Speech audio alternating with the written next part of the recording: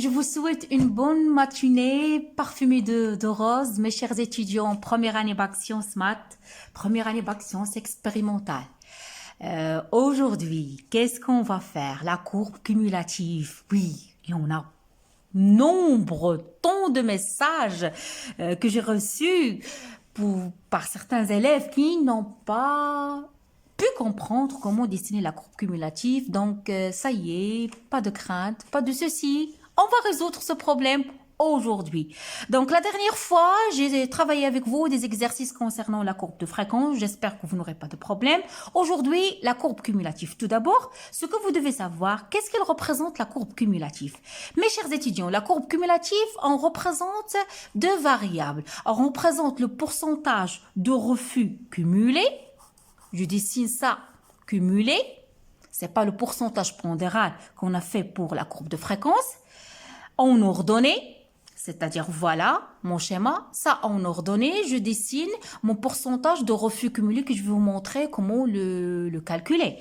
Et le diamètre des particules de chaque refus en abscisse. C'est-à-dire, sur mon papier millimétré, sur l'axe des abscisses, je vais dessiner mon diamètre des particules en millimètres. Sur l'axe des ordonnées, je vais dessiner mon poids de refus cumulé et je vais dessiner ma courbe. Je vais faire une application tout à l'heure.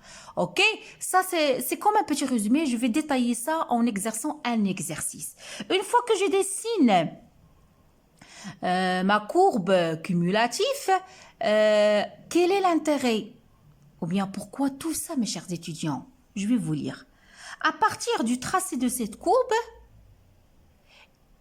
il est possible de mesurer la dimension des particules correspondant à un pourcentage de poids donné. C'est-à-dire, je prends un pourcentage et je peux déterminer son diamètre. Parce que, notez bien, mes chers étudiants, la courbe cumulative, il nous permet de déterminer trois choses. Il nous permet de déterminer trois choses que je vais nommer les quartis. Il nous permet de déterminer le quarti Q1. Il nous permet de déterminer la médiane MD, si on veut. Il nous permet de déterminer le quarti Q3. Qu'est-ce que c'est que ça? Le quarti Q1, il correspond à l'abscisse de l'ordonnée 75%. C'est-à-dire, je vais chercher 75% ici et je vais faire la projection. Je vais trouver son diamètre qui lui est adéquat. La médiane MD, elle représente l'abscisse de l'ordonnée 50%. Je cherche le poids 50% ici et je fais la projection pour déterminer son diamètre. Il nous permet aussi de déterminer le quarti Q3. Quel est le quarti Q3? C'est l'abscisse de l'ordonnée 25%.